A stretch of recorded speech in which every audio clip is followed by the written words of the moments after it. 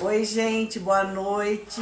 Eu tô muito feliz de estar aqui pelo convite da Pompom, fazer uma live com essa pessoa que eu sou tão fã, que é o Padre Fábio de Mello.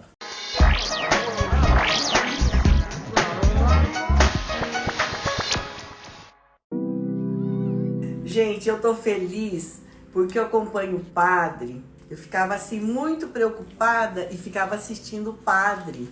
Aí eu falava para as meninas, falava, gente, mas tem um padre que é maravilhoso, que ele fala assim com uma fluência. E aí eu contava para as meninas. E o padre, naquela época, ele não era tão famoso como ele é hoje, né, gente? Ei, Oi, dona padre! Kika, tudo bem? Que honra, padre! Honra é minha. Estou muito feliz de entrevistar esse gênio. Oh, meu Gente, Deus. eu falei, eu falo com a Sabrina sempre conversa com ele. Eu falo, Sabrina, como que esse padre é maravilhoso. Ele é cantor, ele é escritor, apresentador. O que falta mais, padre? Falta criar juízo agora, dona Kika. Ô, gente, e além de tudo, fala. Eu falei, aí a Sabrina falava assim, mãe, você não tá preocupada?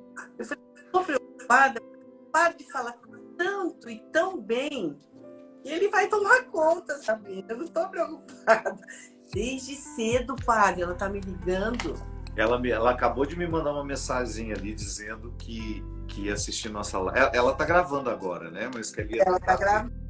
É isso.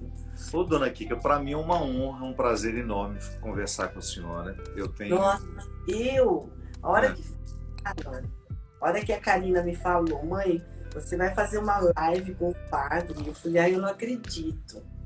Tem uma prima minha que é tão fã sua que na hora eu já mandei para ela, vou fazer uma live com o padre Fábio. Ela falou assim, eu vou assistir, com certeza. Lá de Penápolis? Ela é aqui de São Paulo, elas São têm Paulo, né? Copan, no edifício Copan. Sei. Ela chama Ana. Tem a Ana e tem a Fussai. Elas são muito sua fã, padre. Muito, muito. Então, estou muito feliz com o convite da senhora, com o convite da Pompom para participar desse 7º Seminário Internacional de Mães. O ano passado eu já tinha participado.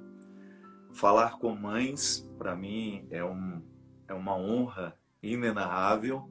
Tenho um profundo respeito pela senhora, pela sua maternidade, pelas filhas que a senhora trouxe ao mundo, pelas duas meninas que eu conheço, né? Conhece o carinho? Não, eu só conheço as meninas. Eu tenho um menino também. Então, isso que eu ia falar. As duas meninas eu já tive o prazer de conhecer. A Sabrina é minha amiga pessoal há muitos anos. A Sabrina, eu me lembro direitinho, ela trabalhava no Pânico e eu estava na Rede TV fazendo uma campanha para o Hospital de Barretos, que agora nós chamamos de Hospital do Amor. Eu sempre estive ligado às obras do hospital. E naquele ano a Rede TV emprestou as suas instalações para fazer uma grande campanha de arrecadação. E eu me lembro que estava assim nos bastidores a Sabrina. Ela me puxou e falou, minha mãe te ama, ela te assiste Ela não sabia dizer o canal que era. E hoje a senhora mais cedo me contou que era na TV Canção Nova, que a senhora já me assistia, mesmo antes de eu me tornar conhecido fora da Igreja Católica. Porque era direção espiritual, né? Isso. E eu com os 3 filhos em São Paulo. A Karina e o Karina em São Paulo e a Sabrina no Rio. Então, assim, preocupação. E aí eu ouvia tuas palavras. Aquilo me tranquilizava. Bonitinha, obrigado. Bom, me ajudou muito, padre. É uma honra. A senhora sabe que para mim é a maior alegria. Eu tive muitos êxitos na minha vida já. Já tive muitos. Eu cheguei a lugares que eu nunca imaginei, dona Kika. O meu sacerdócio e tudo aquilo que como padre eu pude fazer, seja como escritor, como cantor, como palestrante, como professor universitário que eu sou, todas as oportunidades que o meu sacerdócio me proporcionou eram inimagináveis na minha vida. Eu cheguei a muitos lugares, a muitos corações. Ganhei muitos prêmios, fui em muitos momentos da minha vida, muito cortejado, muito querido, muito desejado pelos números que eu oferecia, mas nada me tocava mais do que quando eu encontrava pessoas no aeroporto, nos bastidores dos meus eventos, que dizia: Padre Fábio, o senhor me ajudou a passar uma fase muito difícil da minha vida. Isso para mim faz sentido. Essa é a verdadeira premiação. Você contribuiu com as pessoas de alguma forma, né? É muito importante, né, Padre? Saber que você alterou positivamente a vida de alguém, né, dona Kika? Isso é tão nobre. É muito bacana. Eu já fiz muito mal a muita gente, sem perceber que eu fazia, às vezes intencionalmente, porque eu sou humano, já errei muito na minha vida. Lamentavelmente, nós somos muito cruéis com as pessoas, por causa dos nossos limites. Então, às vezes, a gente comete muitas atrocidades. E, graças a Deus, com o tempo, eu fui me tornando consciente disso e prestando atenção onde é que eu fico cruel. Qual é o gatilho da minha crueldade? Por que às vezes eu fico tão irritado? Então, quando estou irritado, perco a estribeira, machuco pessoas. Então, eu comecei a ter muita consciência disso de uns 10 anos para cá e intensifiquei muito nesses últimos 3 anos para eu prestar atenção quais eram as situações que despertavam o que eu tinha de pior e passei a tentar evitá-las. Porque eu acho que a única coisa que a gente precisa de fato se empenhar na vida é a gente fazer o bem a quem passar por nós. Pode ser um momento rápido, posso estar na fila de um restaurante para pedir um lanche. Eu tratar bem aquela pessoa que vai me atender, eu tratar bem as pessoas que estão ao meu redor, as pessoas que me servirão. Então isso para mim é tão importante, dona Kika, que hoje se tornou uma forma de estar posicionado no mundo. Olha, se for para eu fazer mal a alguém, eu prefiro não estar ali, eu prefiro não ir, eu prefiro não participar. Se uma determinada realidade significa um perigo para eu estimular aquilo que eu tenho de pior, eu prefiro não aceitar aquele compromisso, eu prefiro não ir àquela situação. E assim a gente vai tentando, né, fazer a mesma coisa que Jesus fez, que era passar fazendo bem, só isso.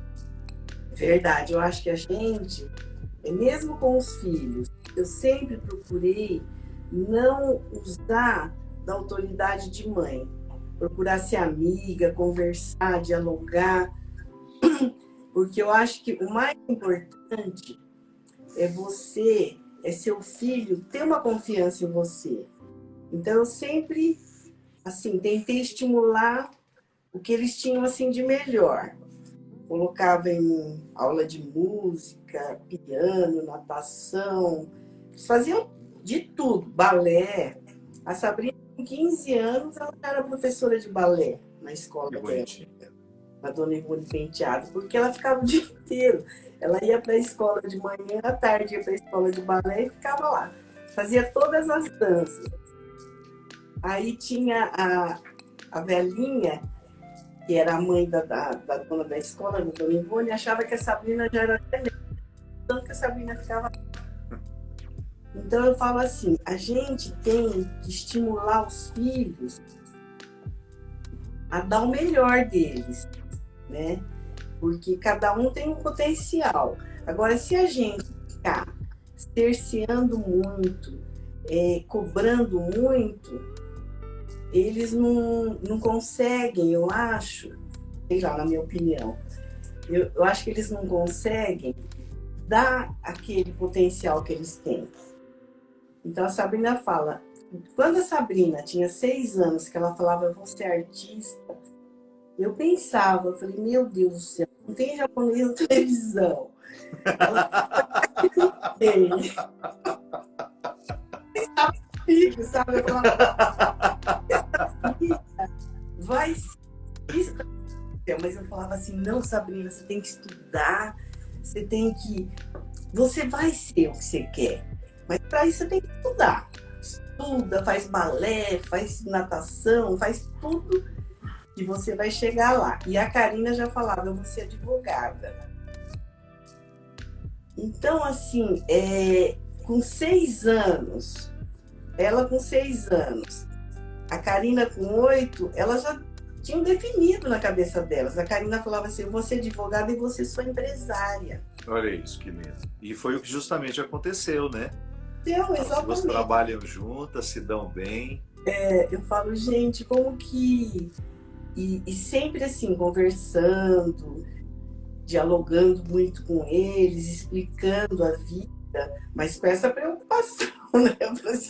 Mas a senhora disse que não fez muita questão de usar da autoridade, né, para educar.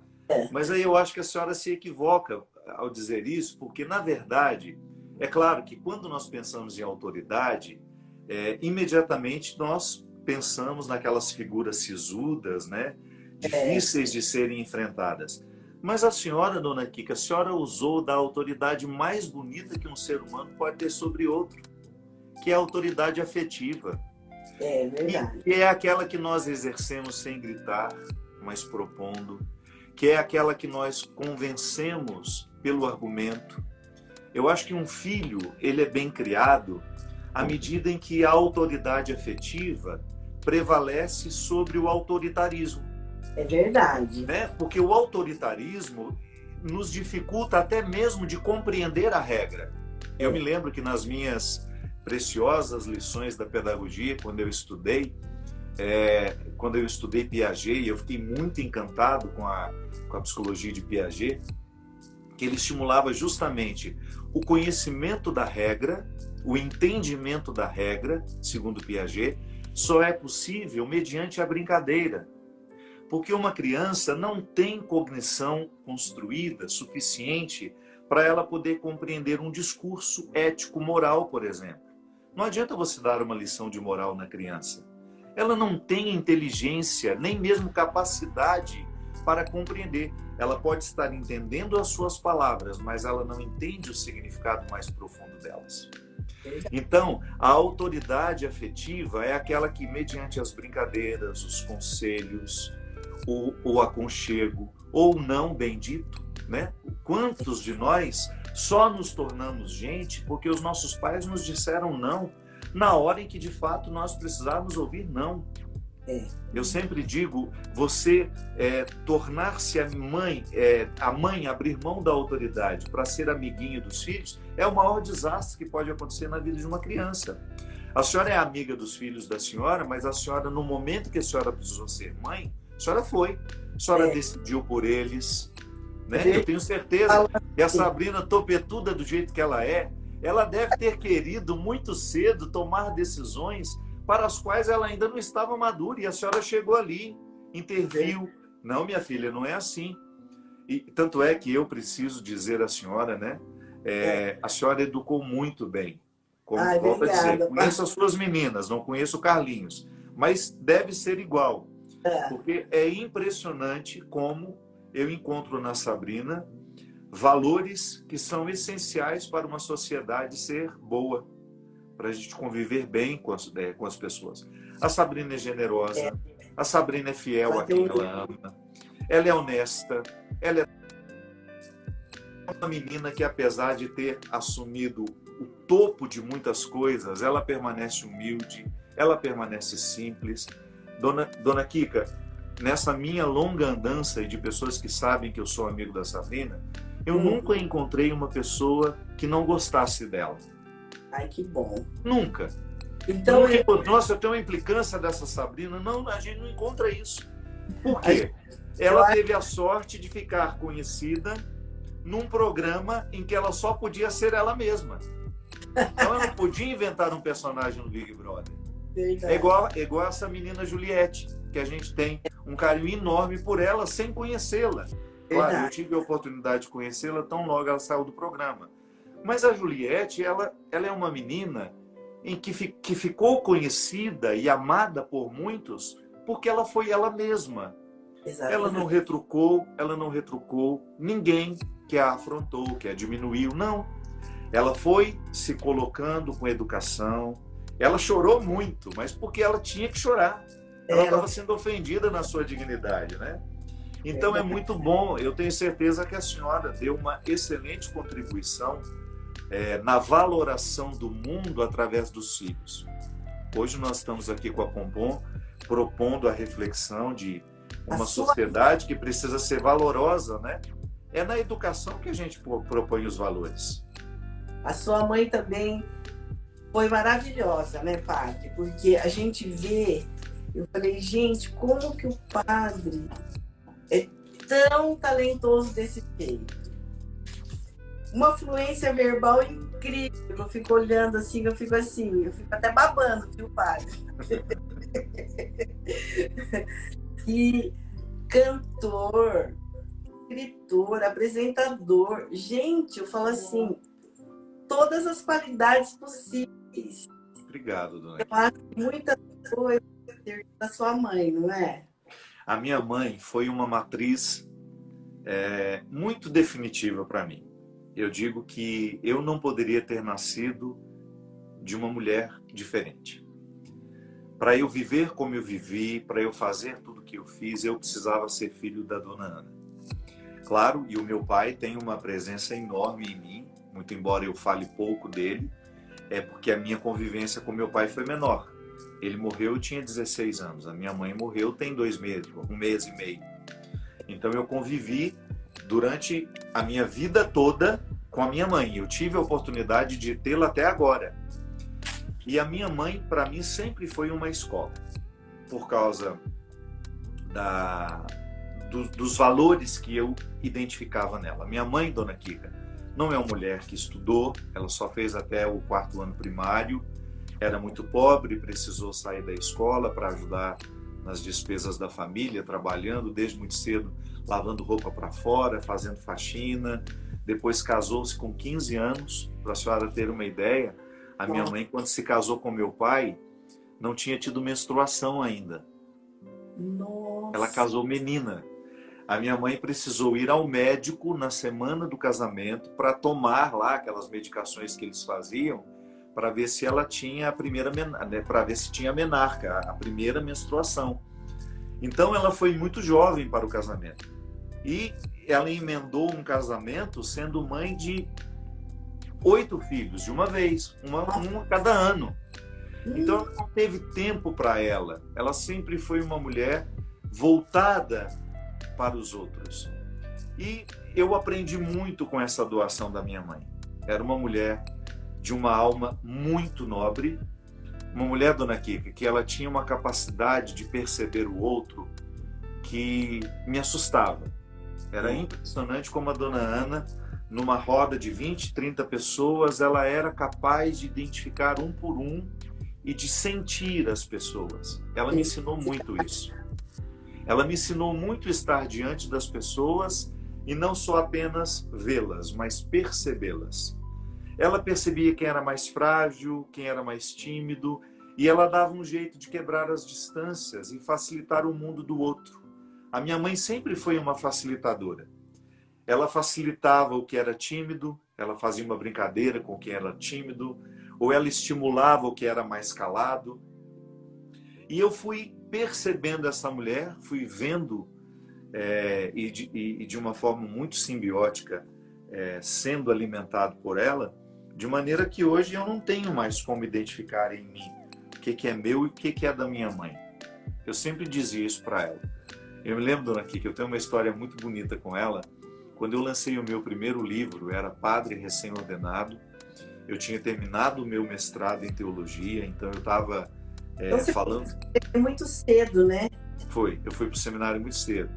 Então eu lançando aquele livro logo após o mestrado, eu estava com aquela mania de falar difícil, sabe? Que é típico de quem acabou de fazer um mestrado ou doutorado. Então eu fazia questão de fazer aqueles discursos hermeticamente difíceis de serem compreendidos. E nós tivemos, no dia do meu aniversário, dia 3 de abril, os meus amigos organizaram lá na minha cidade de Formiga, Minas Gerais, onde eu nasci, o lançamento deste livro. E aí nós fomos lá para o Clube Centenário, que é o lugar principal da cidade, de eventos, de festas. Tivemos o lançamento e uma plateia muito, muito carinhosa comigo, aquele Clube Centenário lotado de gente. Aí eu dei uma palestrinha ali de uns 20 minutos sobre o livro e logo em seguida comecei a falar, né, a autografar os livros. Depois nós voltamos para casa, isso era dia 2 de abril. Nós nos deitamos, a minha mãe no quarto dela, eu no meu. Aí eu vi que já era meia-noite e que então já era o meu aniversário. Eu vi que ela estava acordada ainda. Eu falei, vou lá ficar um pouquinho com ela. Eu fui, deitei na cama do lado dela, deitei a cabeça assim no peito dela. Ela ficou fazendo carinho em mim.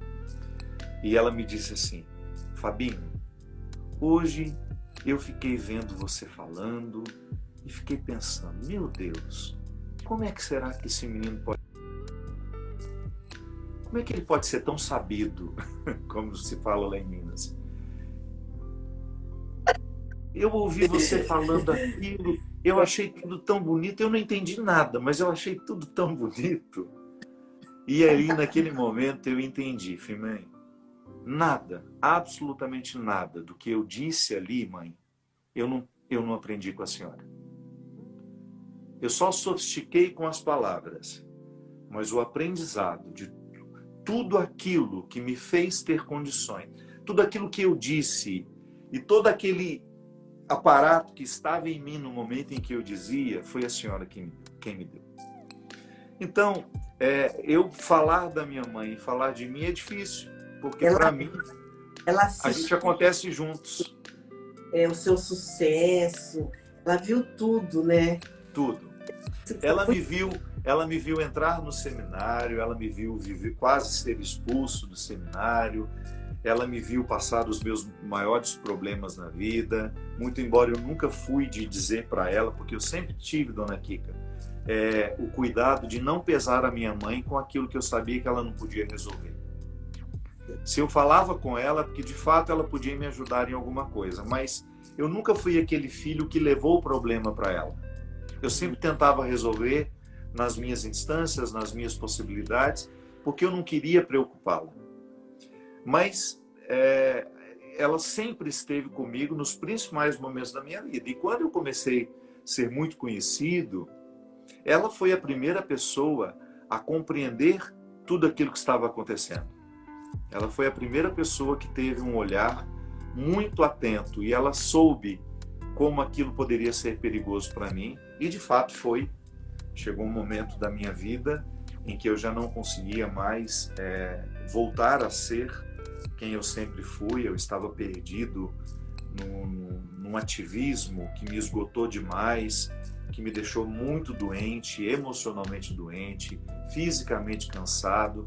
E a minha mãe percebia tudo aquilo. Antes mesmo que as coisas acontecessem, ela dizia, ela me alertava. Então ela tinha uma... Hoje não pode andar na rua, ter uma vida assim, normal que você tinha. Não você não pode mais. Não, lamentavelmente não. Bom. Gostaria muito. Você sabe que as situações que eu sempre aproveitei para ter esse convívio com as pessoas... Porque qual é a grande dificuldade? Em qualquer situação que a gente está, as pessoas querem demonstrar o seu carinho.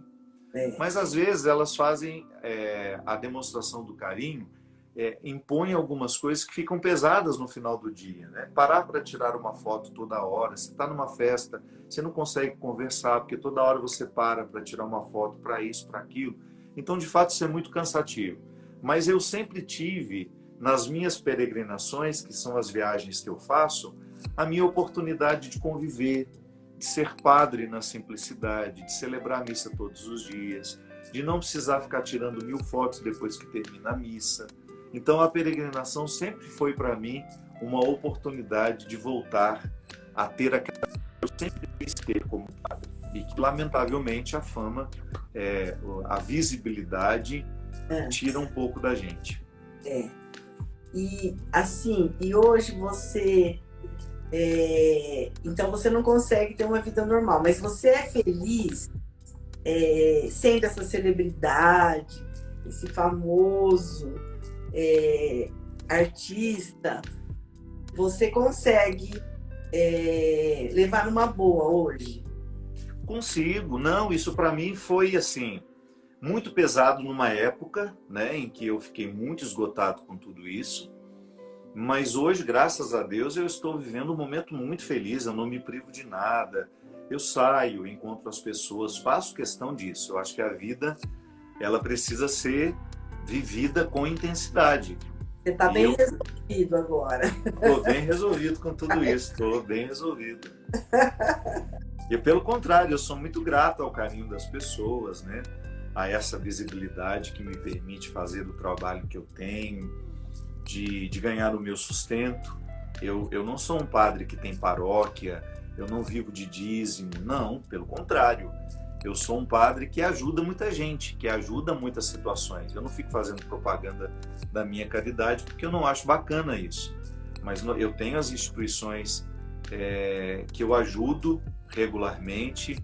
Nós temos um trabalho lindo na África com a comunidade Obra de Maria, que organiza minhas peregrinações. Aliás, as peregrinações são justamente para a gente ajudar a manter essas obras. Tinha o meu programa na TV Canção Nova, ajudei muito a TV Canção Nova enquanto eu estive por lá. Continuo, porque eu estou aqui à disposição deles para o que precisarem de mim. Tenho o meu centro de espiritualidade em Campos do Jordão, onde nós fazemos pequenos retiros. Então eu tenho uma vida, todo o meu sustento vem daqui, do meu trabalho, hoje com a internet, porque a gente não pode mais fazer outra coisa. Tenho dado muita palestra para redes de ensino, muitos trabalhos através do Instagram, do YouTube. Então, nós vamos construindo soluções. Então, hoje eu estou muito bem, estou muito feliz, vivendo um tempo muito especial da minha vida. Claro, com uma tristeza aqui, dona Kika, que não tem tamanho. A morte da minha mãe está sendo muito difícil para mim. É uma perda irreparável. O luto, eu conheço os passos dele, é muito difícil viver. Mas é aqui nessa hora que eu reencontro a minha mãe, né? A minha mãe está me ajudando a superar a morte dela, porque ela me deixou uma grandeza muito incalculável. Nós estamos falando aqui de valores, né? É até bom a gente frisar, porque toda vez que nós falamos de valores, dá-nos uma impressão de que nós estamos falando de religião. Não. Valor é uma necessidade humana. Caráter, dignidade.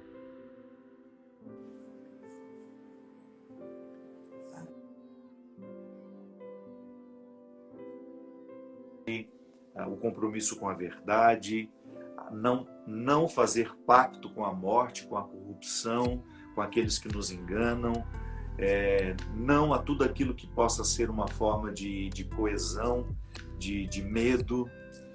Então, nós encontramos na filosofia motivos para a gente ser pessoas valorosas, pessoas que construam valores, né, na sociedade.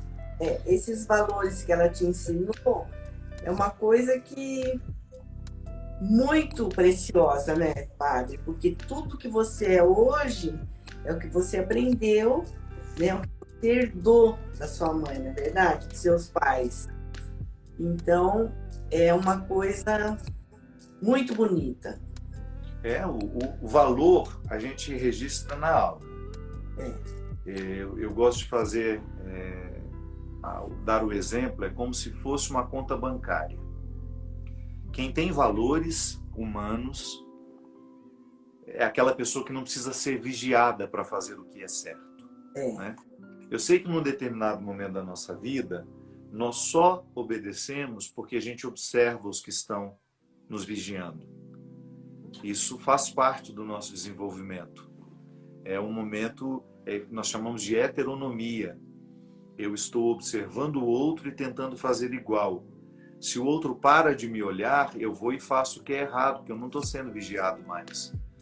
Mas o valor é quando eu não preciso da vigilância para poder fazer o que é certo. E isso é um resultado da educação em nós. A minha mãe e meu pai podem sair, que eu vou continuar honrando tudo aquilo que eles me ensinaram. A minha mãe saiu de cena, meu pai saiu muito cedo, eu tinha 16 anos, tinha 19 anos quando perdi o meu pai. Ele saiu de cena, mas o que ele me ensinou continua presente em mim, né? Eu não me esqueço dos valores que meu pai colocou nessa poupança emocional, nessa poupança virtual. A minha mãe saiu de cena agora, mas eu continuo com ela dentro de mim, que eu acho que é uma forma muito sofisticada de continuidade. Nós podemos chamar isso de ressurreição, né? Eu sei que isso não esgota o conceito de ressurreição, mas nos ajuda a compreender o que é a ressurreição, que nós tanto falamos. Eu acredito na ressurreição de Jesus. Tá bom, mas acreditar na ressurreição de Jesus significa que você o tem vivo dentro de você, porque senão essa fé é morta. Eu digo que acredito na ressurreição de Jesus, mas não ofereço a ele o meu corpo para ele andar pelo mundo. Eu não ofereço a ele os meus braços para ele agir no mundo. Eu não ofereço as minhas pernas para ele andar pelo mundo, a minha boca para ele falar com o mundo. Então, se eu acredito na ressurreição, eu só posso dar testemunho dela, não é teoricamente. Eu dou testemunho da ressurreição dizendo que Jesus está vivo em mim e que eu, com a minha vida, com a minha história, nos lugares que eu frequento, nos alcances que eu tenho, eu levo o exemplo de Jesus, eu levo os ensinamentos de Jesus. Então, toda vez que eu sou tocado pelos valores de uma pessoa, aquela pessoa passa a viver em mim. Dona Kika, é igual ler um livro. Eu pego um livro, abro aqui, e as informações do livro vão sendo registradas em mim. Esse autor vai me dizer coisas que eu já sei, mas esse autor vai me ensinar coisas que eu não conhecia ainda. Então, o que eu posso dizer quando eu fecho o livro e terminei a leitura? Assimilei um conhecimento que só esse autor me deu. Então, esse autor passa a viver em mim a partir daquilo que ele me ensinou. Então, filhos sempre levarão no coração aquilo que os pais verdadeiramente ensinaram. Da mesma forma como nós também levamos os traumas. Ninguém faz faculdade para ser pai e mãe. Então, muitas vezes, como pai e como mãe, a gente erra muito. É verdade. A gente comete absurdos com os nossos filhos. Numa tentativa de acertar, né, dona Kika? Eu acho que ninguém fala, eu quero estragar o meu filho, eu quero traumatizá-lo. Não. Quantas pessoas ficam estragadas por causa do excesso de proteção? Muitas pessoas ficam emocionalmente fragilizadas porque elas não tiveram o estímulo à coragem. Ai, meu Deus, eu, por exemplo, eu sempre digo isso. Eu não sirvo para ser pai. Porque eu acho que eu ia proteger tanto os meus filhos, tanto, eu ia querer colocar numa redoma para evitar que qualquer coisa de desagradável acontecesse com eles. É claro que se eu fosse pai, eu teria que aprender na marra. Mas eu seria um sério candidato a traumatizar os meus filhos e a estagná-los, fazê-los ficar numa não coragem, num medo eterno. Por quê? Porque eu protegi demais. O difícil, padre, é achar a dose certa, porque você não pode ser nem muito autoritário e nem muito permissivo. Você tem que ter aquela... É o tal do caminho do meio, né? O caminho do meio é muito difícil. Isso que é difícil. A tendência humana é se posicionar nos extremos. A gente vê isso o tempo todo. O mundo, as pessoas falam assim, nossa, como o mundo está extremista. Não, o mundo sempre foi extremista. Porque os extremos são os lugares mais fáceis de se ficar. É o lugar da aglomeração. Pode observar, as pessoas se aglomeram nos extremos, porque o coletivo se encoraja para ficar nesses extremos. E aí eles se agridem, eles se degladiam o tempo todo. Filosoficamente, os extremos são perigosíssimos. Na educação dos filhos, o extremo é um perigo. Quando você só fala não, não, não, não, é um perigo para o filho. Mas quando você também só fala sim, sim, sim, sim, é um outro perigo para o filho.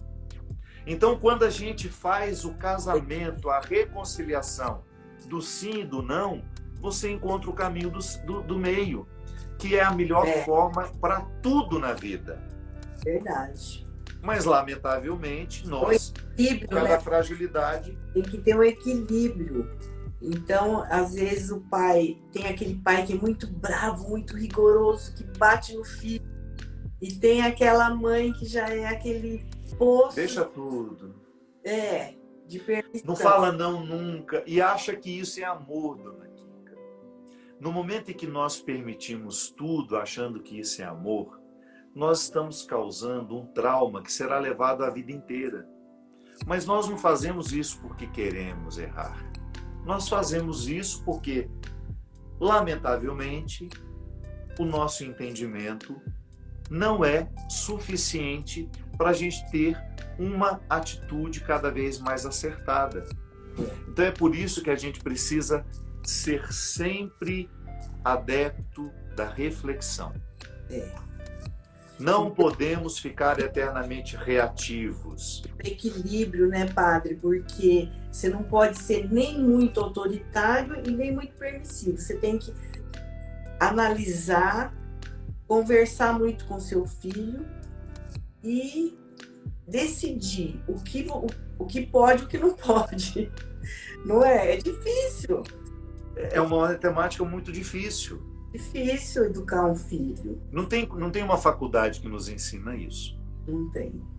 Mas aí a gente volta ao tema da nossa live, o tema do seminário. Valores. Quando eu tenho uma estrutura de valores dentro de mim, naturalmente eu Filha, né, padre?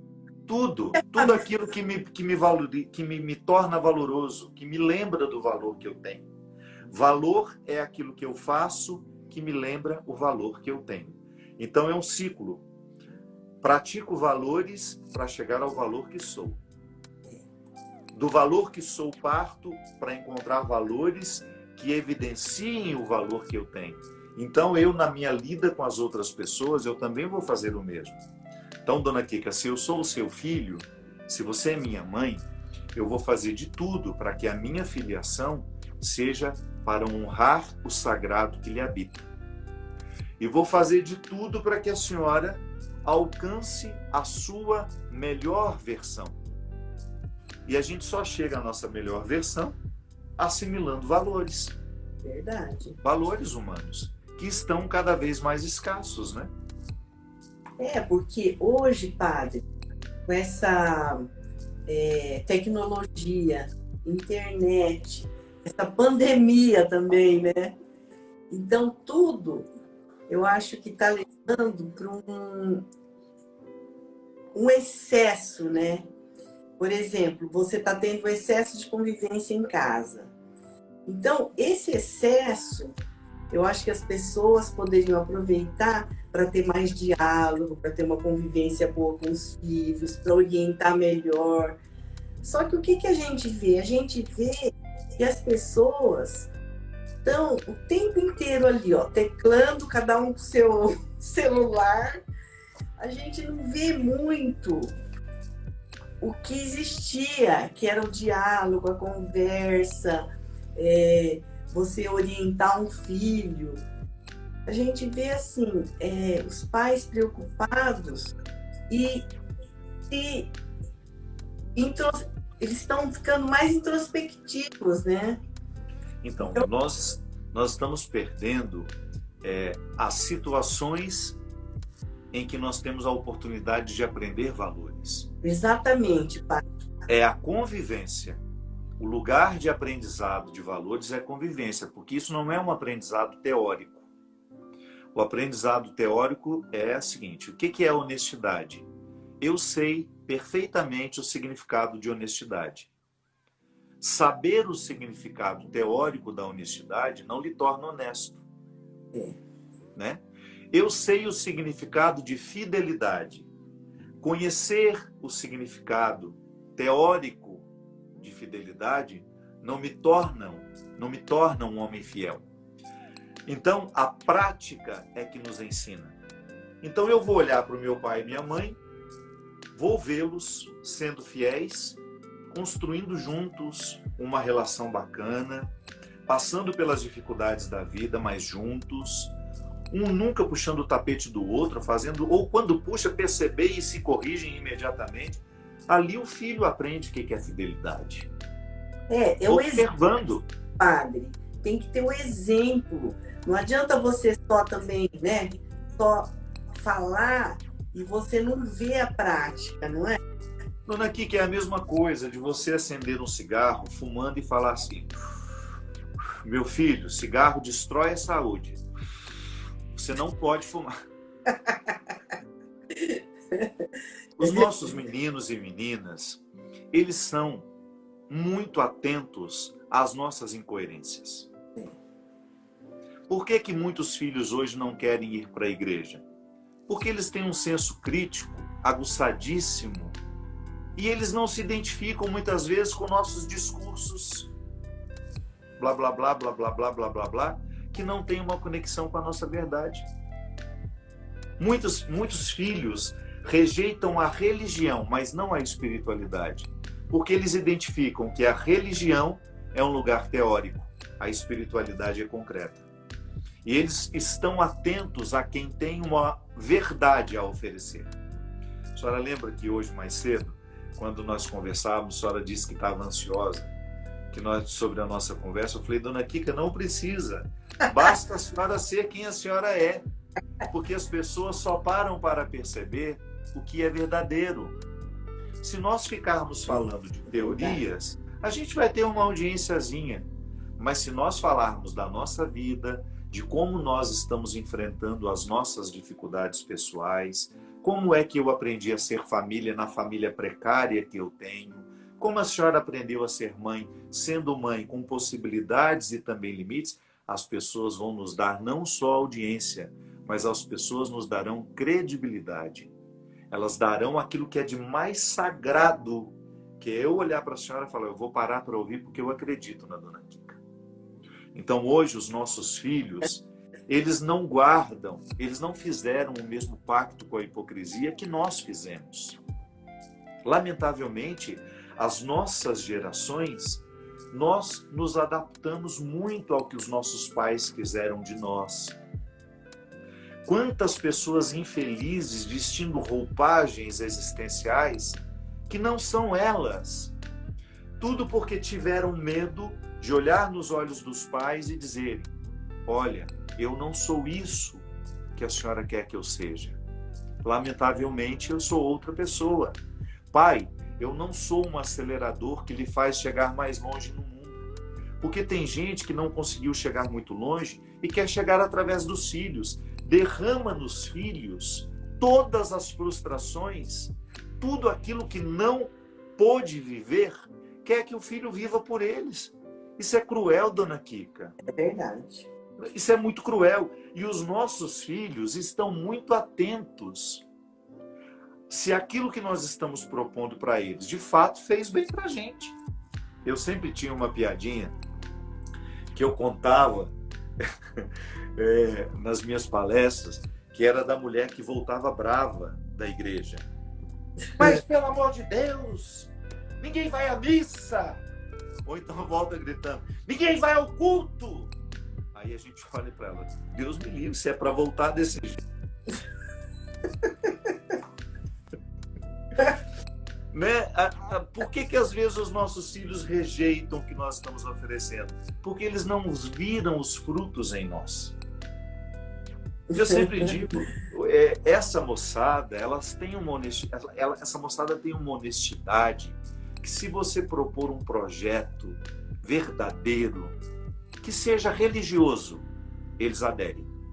Mas não venham com hipocrisia. Não venham com discursos prontos que não mudou a vida de ninguém.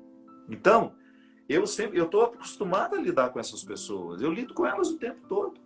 Por incrível que pareça, Dona Kika, eu sou um padre que falo com católicos, mas eu falo muito com quem não é nada, religiosamente falando.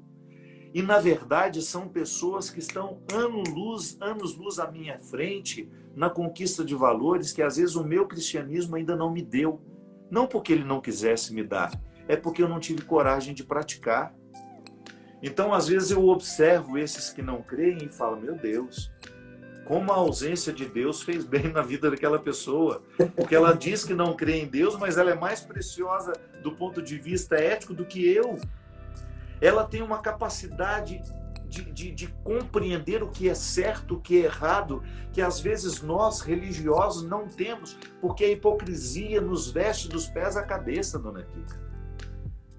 Religião que não ensina valores vai morrer.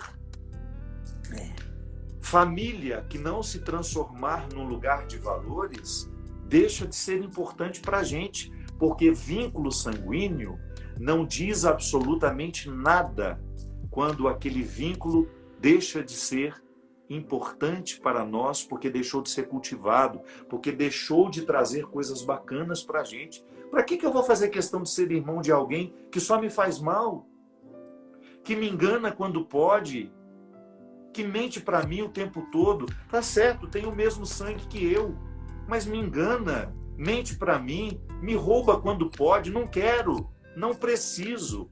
Não estou dizendo que isso aconteceu comigo, estou dando exemplo. Às vezes, as piores pessoas que nós temos na nossa vida não são inimigos. Às vezes são irmãos, são primos, são sobrinhos, sobrinhas. Pessoas que são capazes de nos destruir e têm o mesmo sangue que nós. Então, a experiência nos mostra. Por acaso, nos deparamos com gente que nem sabíamos que existia, nem sabíamos que aquelas pessoas estavam aí no mundo, e de repente elas passam a fazer parte da nossa vida e nos ensinam o verdadeiro significado de ser família, que é você ter alguém com quem você possa contar. É alguém que está ao seu lado, é alguém que se alegra com as suas alegrias, que é muito mais difícil do que alguém que se entristece com as nossas tristezas. A gente sabe que o vínculo é precioso é quando o outro tolera a nossa alegria. Ele se alegra com a gente. Então, às vezes, essas pessoas que vão nos fazer sentir acompanhados e familiares, não são do mesmo sangue que a gente. Mas por quê? Aquela pessoa trouxe um valor e ela praticou ele com a gente. Então, dona Kika, eu estou sem nenhuma ilusões em relação às obrigações sociais. Eu sou um homem religioso, sou católico, apostólico romano, tenho a honra de dizer que sou padre, não tenho vergonha do meu ofício, sou capaz de reconhecer os erros que a minha instituição comete, peço perdão por elas, mas eu, pessoa física, sou capaz de encontrar em mim as mesmas hipocrisias que eu condeno nela. Então isso eu não quero essa incoerência. Eu quero que os valores do Evangelho estejam dentro do meu coração. Eu quero ser capaz de convencer as pessoas assim, não levando-as à marra, ou impondo a elas um Deus que põe medo, culpa. Não! Venha ver como Deus faz bem a minha vida, porque Ele me torna uma pessoa consciente dos valores que eu preciso praticar. E pronto. É por isso que eu acho que você é tão respeitado, tão admirado, tão seguido, padre, porque você é transparente. Um padre. Você é muito mais que isso. Então, por isso que você é respeitado. E eu te admiro muito por isso. Obrigado, dona. Deixa eu te falar. E o Evaristo Costa? Ele é da sua família também? Olha aí. Evaristo é um rapaz que eu nunca me encontrei pessoalmente. Não! Não, nunca nos encontramos pessoalmente. E nós temos uma digamos assim, intimidade que às vezes aquelas pessoas que eu encontro todos os dias eu não posso ter. Não é interessante isso? É interessante. O Evaristo, a senhora não faz ideia de como o Evaristo foi solidário comigo durante a doença e a morte da minha mãe. É. Como aquele menino lá de Londres me enviava mensagens tão carinhosas, que me colocavam assim: se eu precisar ligar e chorar com ele, ele vai me ouvir. Então isso é muito bacana. É. Então é muito bacana. Às vezes você não tem essa intimidade com quem está do seu lado. E o Verdade. outro, no outro lado do continente, me dá uma confiança. Assim, padre, ele me chama de padre sempre. Padre, conte comigo. Se precisar, estou aqui. Então, existem coisas que acontecem na nossa vida e a gente não entende, né? A minha amizade com ele começou numa brincadeira. Eu faço questão de alimentar, porque essa forma de ficar cutucando um ao outro, a gente provoca alegria. Igual a freira, que tem pavor da senhora. Irmã Inês Isaura tem pavor da senhora. Fala mal da senhora. Mas eu me divirto com essa possibilidade Acho de muito provocar um sorriso nas pessoas, dona Kika. Isso é muito bom. legal esse humor que você usa também, né? E você é humorista também, né? Porque você usa tão bem esse humor. Gente, eu dou tanta risada. Então, aquela história da cadeira que virou uma brincadeira, né? Que aquilo rendeu. Quantos sorrisos a gente provocou nessas pessoas que nos seguem, dona Kika? Não é bacana isso? A gente usar o espaço que a gente tem para falar sério, mas também para a gente fazer um humor que não seja ofensivo ao outro. Eu todas as vezes que uma piada minha ofendeu alguém, eu fiz questão de pedir perdão. E não acho que é mimimi não, dona Kika. Eu não tenho o direito de dizer que a dor do outro não é real. Não tenho. Uma vez numa pregação, eu fiz uma piada que ofendeu profundamente os integrantes das religiões de matriz africana. Eu não pensei duas vezes, eu não tentei justificar, não. Eu poderia achar que tinha razão, que eu não fiz aquilo por mal, mas quem me escutou interpretou aquilo como ofensivo. A senhora acha que eu vou perder tempo em ofender pessoas? Não quero, eu quero um mundo melhor. A E eu gente quero construir um mundo melhor a partir de mim. não faz querendo ofender, né? Pelo amor de Deus. Quem ouve, né, pode se ofender com Tenho, qualquer coisa. eu tenho tantos amigos de religião diferente que a minha. Eu faço questão de abraçá-los, de estar com eles, de compreendê-los, de entendê-los. Tanto é que aquele episódio serviu para mim para aprender um monte de coisa com eles. Porque eu nasci, dona Kika, num ambiente em que o candomblé era muito presente nas nossas vidas. Inclusive na minha casa. O nosso cristianismo tinha muito sincretismo religioso. Muito.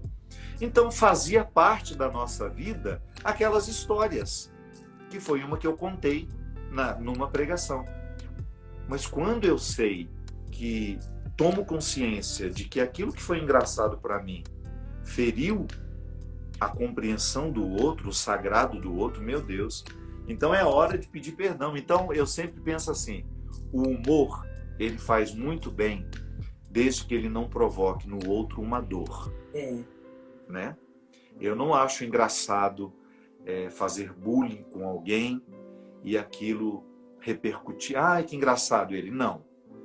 Se eu tiver que criar alguma situação para despertar um sorriso do outro, no outro, que seja de uma forma que eu não seja preconceituoso, mas que seja amoroso, porque afinal de contas essa é a minha missão. Não posso contrariar. Ô, padre, a gente já está assim, meio que no limite. Deixa eu te fazer uma pergunta. Pode fazer. Qual é a mensagem de otimismo, esperança que você pode deixar para quem está nos assistindo? Com essa pandemia, com esses problemas de vacina, que mensagem que você pode deixar para as pessoas? Primeiramente, proteger. Faça de tudo para que você se proteja contra esse vírus. Acredite no poder destruidor que ele tem. Ele está matando. Ele é imprevisível. Ele não é uma coisinha boba. E a única forma que nós temos de combater esse vírus neste momento é a vacina, que lamentavelmente está chegando muito devagar para nós, mas graças a Deus nós temos uma perspectiva de, pelo menos aqui no estado de São Paulo, até setembro, outubro, a gente está com os adultos todos vacinados. Se Deus quiser, muito em breve nós vamos ter um respiro em relação à vacina. Enquanto a gente não tem, usar máscara, respeite as pessoas que você tem em casa, no seu trabalho. Quando você põe máscara, você não está protegendo somente você. Usar máscara neste momento é a gente demonstrar que nós temos solidariedade social. É verdade. Eu acho que nesse momento, dona Kika, é proteger-nos contra o vírus, fazer de tudo para que ele não entre dentro da nossa casa, porque ele é destruidor, e proteger-nos do vírus do egoísmo, do medo, que está tão presente em nós também. É verdade. A pandemia trouxe muito medo a muitas pessoas. Nós estamos inseguros, muita gente perdeu o emprego, muita gente perdeu oportunidades. Então, vamos fazer de tudo para que aos poucos a gente vá varrendo o nosso coração. Eu acho que está na hora de nós começarmos a fazer aquela limpeza do salão que ficou fechado há muito tempo. Eu tenho muita esperança de que daqui uns 6, 7 meses nós já estejamos muito próximos de uma vida normal. Então vamos encher o nosso coração com essa certeza e vamos começar a arrumar o coração. O que eu quero fazer depois que tudo isso passar? Quem são as pessoas que eu quero encontrar? Eu acho que quando nós substituímos o medo pela esperança, nós ficamos em paz. Padre, olha, eu fiquei muito feliz e honrada, aprendi muito com você de ter feito essa live com esse sábio padre. Fiquei muito feliz, padre. E eu quero assim, quando o senhor foi lá na Sabrina, e eu não estava, eu falei, ai Sabrina, que pena, eu queria tanto conhecer o padre. Dona Kika, em nome da paz mundial, me convida para jantar lá de novo e pede aquele peixe ao cubo, que é a melhor coisa que... A Sabrina mandou para mim uma vez de presente, aquilo é muito bom, meu Deus do céu. Em nome da paz mundial, em nome da serenidade, do caráter, de tudo aquilo que é sagrado que nós falamos, me convide para esse jantar logo. Vou te chamar, meu padre, para te conhecer pessoalmente. Tá bom. Quero agradecer muito ao Seminário de Mães, né? Quero agradecer muito a Pompom, a Ana, que estava conosco hoje, acho que tinha a Monique também, não me lembro do outro nome, não é? Obrigado pelo carinho, foi uma honra enorme dividir esse tempo precioso com essa pessoa tão preciosa que é a Dona Kika. Ai, gente, muito obrigada, padre, muito obrigada, Pompom, por essa oportunidade de aprender tanto. Um beijo, e eu quero assim, sempre ter esse contato e estar sempre com você, viu, padre? Vamos trocar o zap para a gente mandar mensagem agora. Beijo. Deus abençoe, Dona Kika. Um beijo, meu povo querido. Obrigado por essa audiência linda que nós tivemos. Obrigada, padre.